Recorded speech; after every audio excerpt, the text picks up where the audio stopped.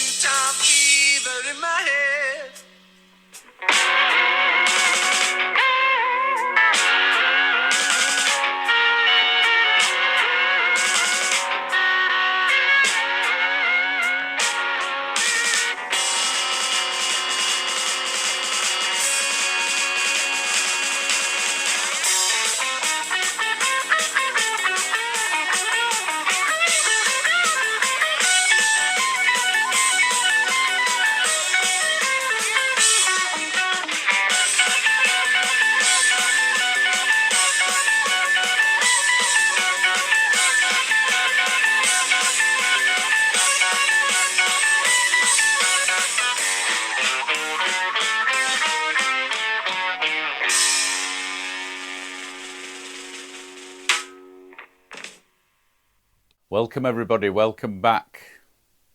Episode 143, and we are at the back end of the Golden Week holiday here in Japan. It is the 6th of May and everybody's back to work tomorrow on Tuesday. Now, with it being the first Sunday in May, I expect everybody in Europe is waking up with an hangover now. The holidays that you get in Japan compared to the holidays that you get in the UK are vastly different. If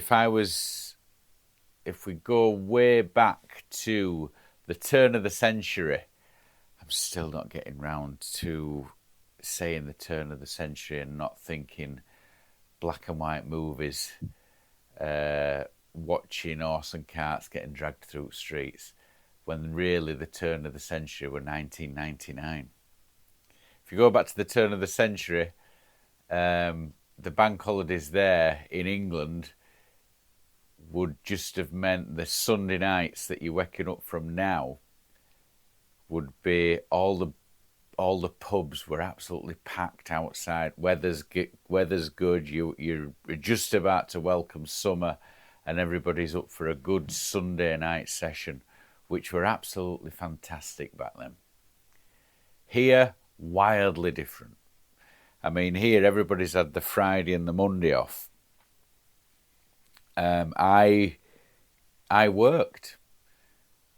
My wife took the kids down to see the grandparents. I didn't have to go. which when we think about it, this is a big difference in Japan. The stuff that you're made to do and the stuff that you don't have to do. If I was back in the UK, you would have to go and visit the in-laws. My mum and dad were always away in Spain or Portugal, or they were up at Caravan, and I won't go into neither of those places. So you'd have to go and spend time with your girlfriend's parents, which were all right, but you didn't want to spend a full weekend doing that. Now, that is a big change here in Japan. If you decide that you don't want to do something, go see the family, or you prefer to work, it's not a problem here. And I don't know if that's because I'm of a different nationality or a different culture. I mean, let's face it. If you go and visit the in-laws and you're taking the kids, they don't want to see you.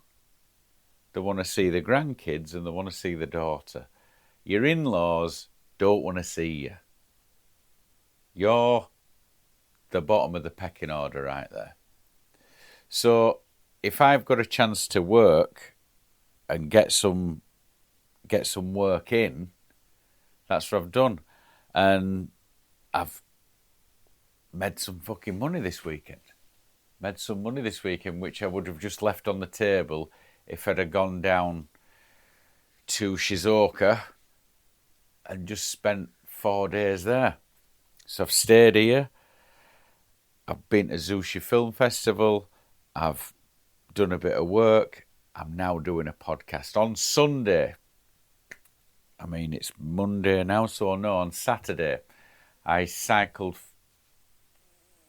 55 miles, 60 miles. So I cycled 30 miles out to this mountain that I always see when I'm in Chigasaki. And I thought, I'll climb that one day. So I cycled out to this mountain, Mount Oyama. Cycled there. Glorious day. Beautiful. It was hot. Climbed the mountain. Came back down. Got back home. Slept like a baby. Sunday. Worked Sunday. Woke up this morning. Can't get down my stairs without walking sideways. My thighs are fucked. Absolutely fucked. So I'm having a bit of bother walking. Yeah, I'm walking down the stairs like a fucking giraffe having a drink. It's quite worrying. So hopefully that'll wear off once I get myself warmed up. Anyway, I'm going back 25 years now. Because yesterday morning, I woke up and Ipswich have been promoted to the Premier League. So I'm going all football centric, especially the end of the season. Ipswich have got a special place in my heart. Now, I've got no connection to Ipswich. Ipswich is one of those rare cities in the UK that I've never visited. I would not know what the tourist attraction would be in Ipswich. I know it's close to Norwich, but if you put a map of the UK in front of me without the names of the cities on and said, right, where's Ipswich?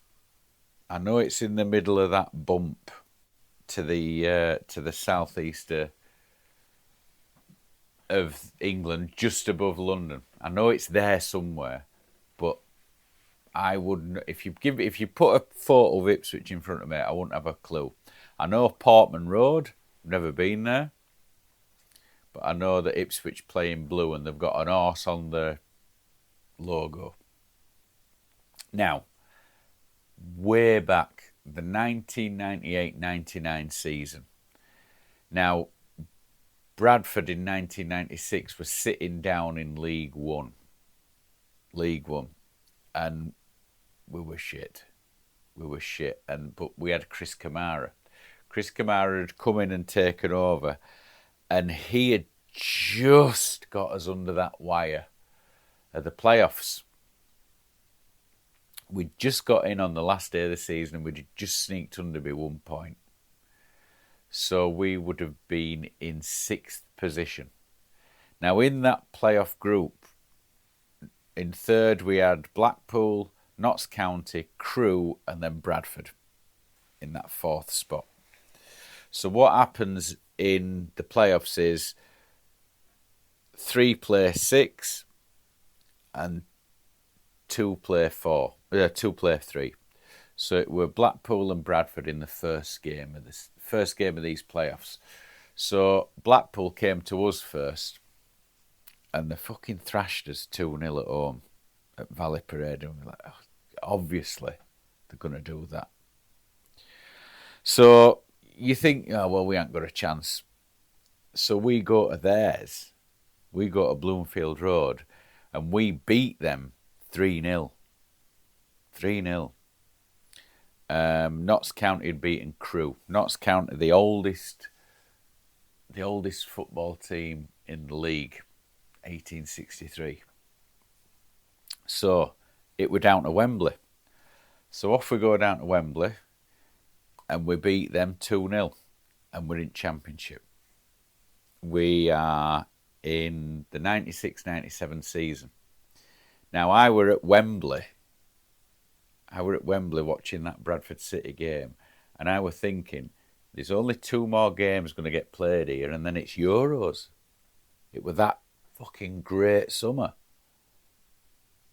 You know, What's the Story? Morning Glory had come out. We were right in the middle of Britpop.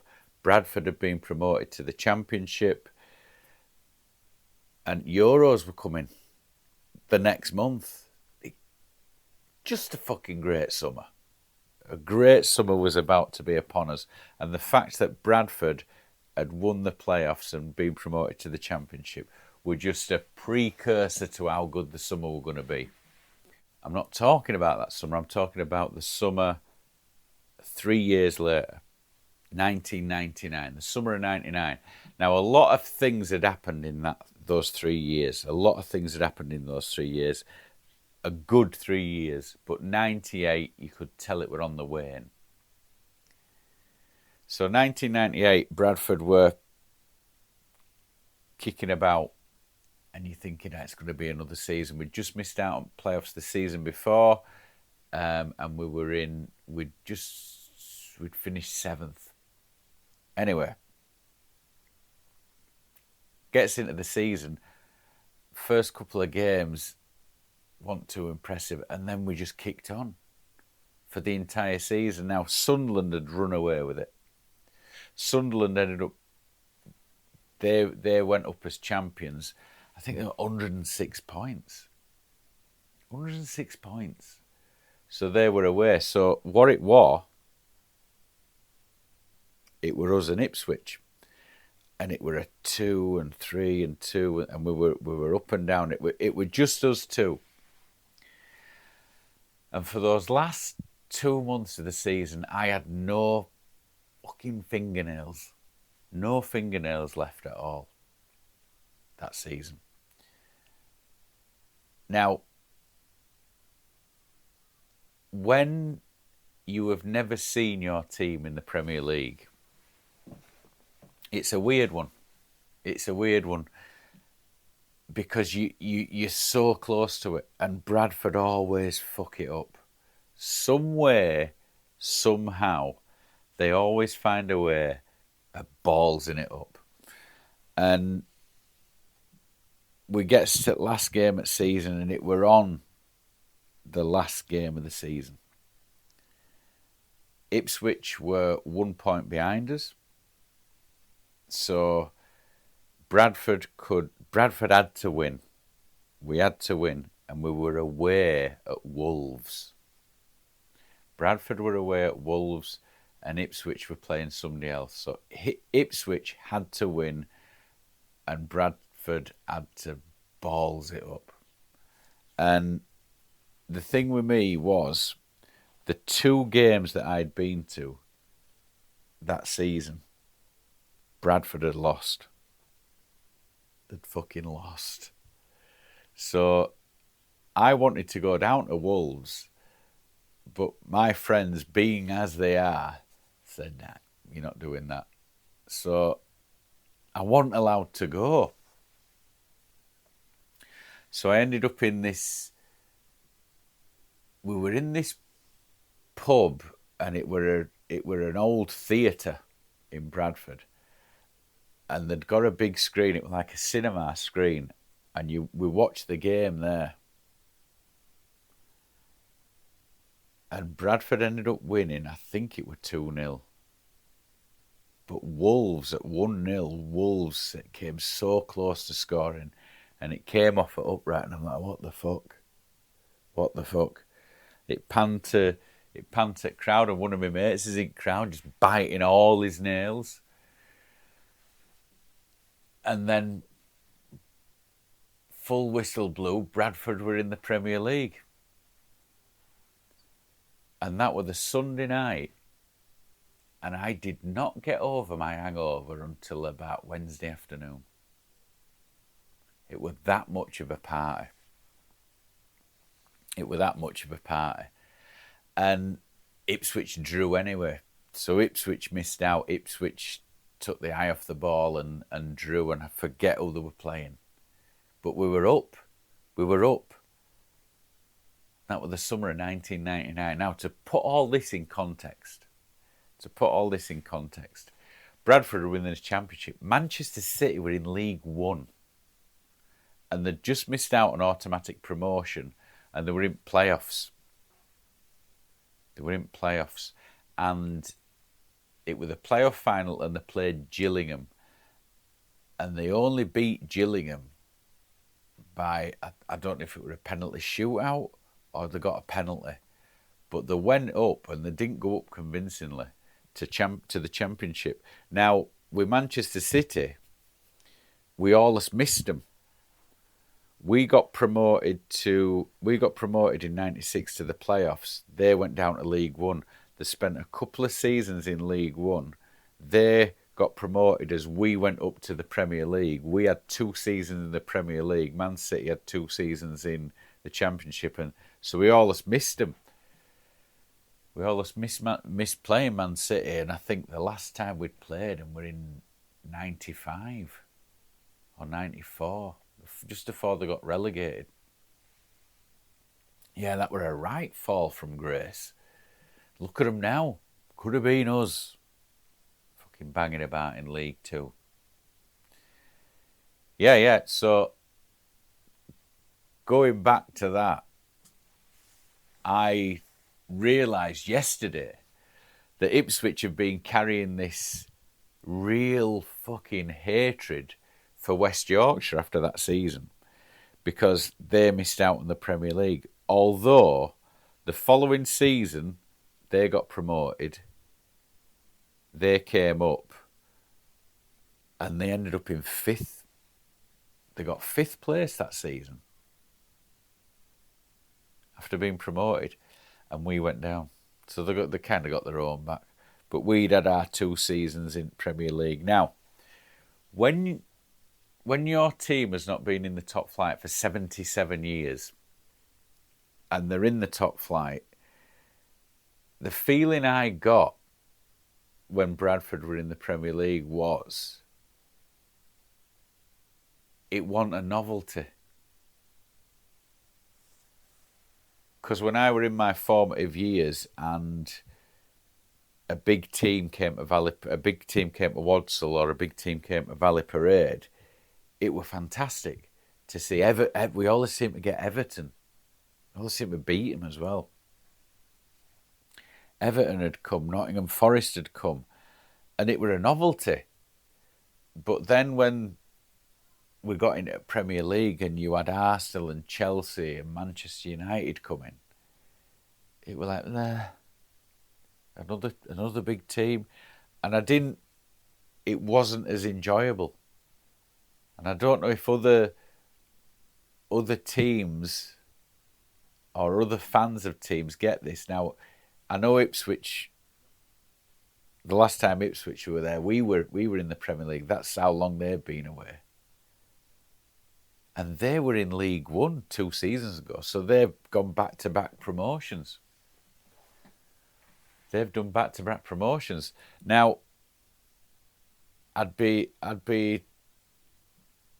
interested to see, if you're a Stoke or a Middlesbrough, where you've been banging about in the lower leagues for such a long time that when you do eventually get there and all these teams come, you're thinking, well, it's not the same because we're not usually there. And that's how I felt. I'd wanted Bradford to get into the Premier League for so long, and then when they got there, it were a meh. And I think, I was thinking about this today, it's like chasing for something. I always wanted to live abroad, so I had to save all this money. I always wanted to do something, so you had to save money to do it or train to do it. And then when you do it, it's like, ugh.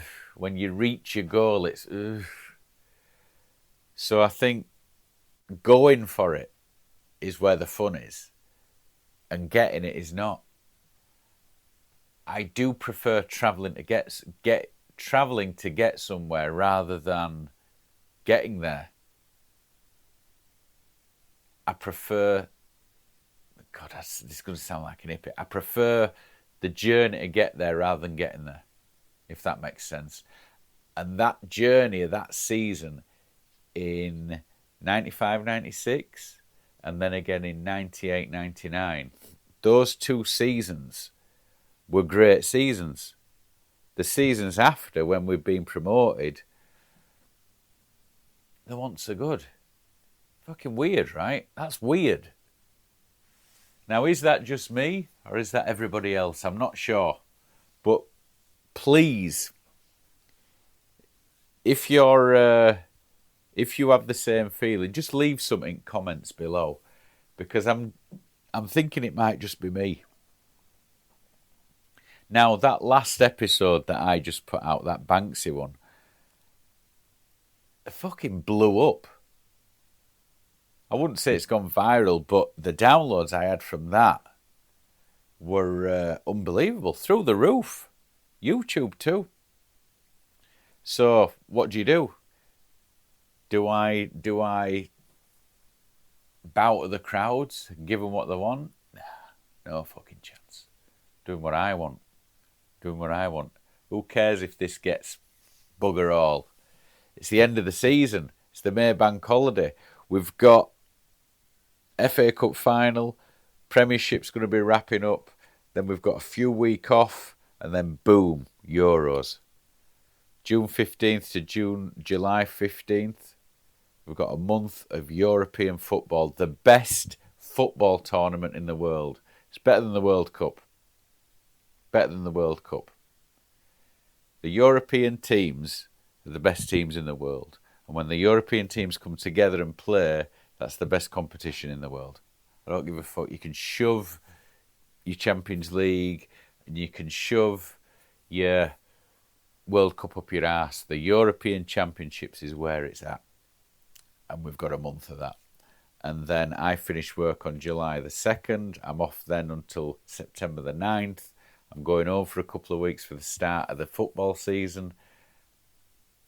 Brilliant. It's a brilliant time when there's a tournament on in the summer.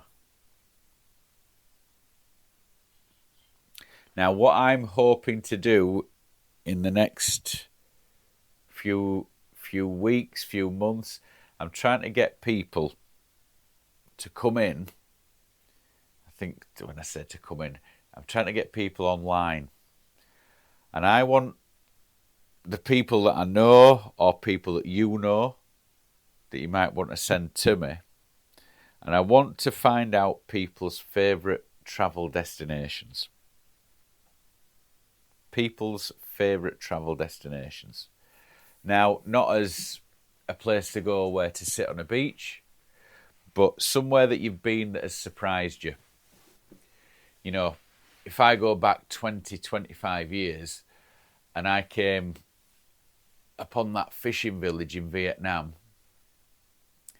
or Puno on the banks of Lake Titicaca, that border town in Peru, you wouldn't expect that to be one of my favourite places in the world.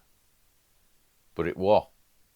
Now I want to get a group of people to Zoom me or to come in here, and I want you to tell me your favourite travel destinations. If you know people that have been somewhere that I've not been, I need to get more ideas in my head because I'm ready to go on a big trip. I've got a huge holiday in the summer now. And hopefully I'll be able to stick with this job for a fair few years. So I need to get some travel destinations in my head. I need to get some ideas in my head. So this is what I'm going to use my podcast for now. And it's called the Just Passing Through podcast. And I thought it up just before Olympics in 2020 because I'm going to try and get Olympiads on here to tell me what they thought of Japan. Look how that turned out. China. Thank you. So I'm going to try bring this podcast back to centre. So if any of you that are listening that want to get on here via Zoom, or any of you that are in Japan who want to get on here face to face, send me a line, drop me a line, leave a comment, and let's see if we can do what I wanted to do with this podcast right from the start. Right, a short one here. Back to work tomorrow for me and everybody else who's celebrating May Bank Holiday, who's celebrating May Day today. Just use it to get over the hangovers. You don't have to have hair of a dog again on this Monday. So I'll see you when I see you. Thanks again for listening. Thanks again for downloading. Enjoy your May Day. Adios.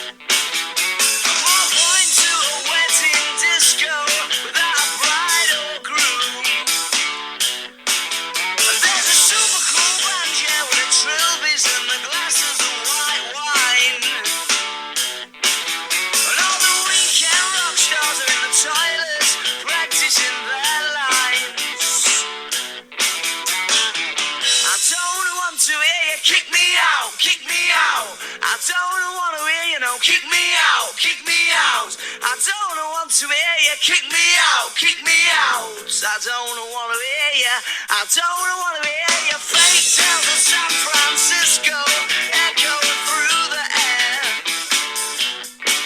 And there's a few bored faces at a black hole wishing they weren't there. And as the microphone squeaks, the young girl's telephone beeps. Yeah, she's dashing for the exit. Oh, she's running to the streets outside. Oh, you saved me, she screams down the line. The band were fucking wank and I'm not having a nice time. I don't want to hear you. Kick me out, kick me out. I don't want to hear you, no. Kick me out, kick me out. Yeah, but Bird said it's amazing though, so all that's left is the proof that love's not only blind but deaf.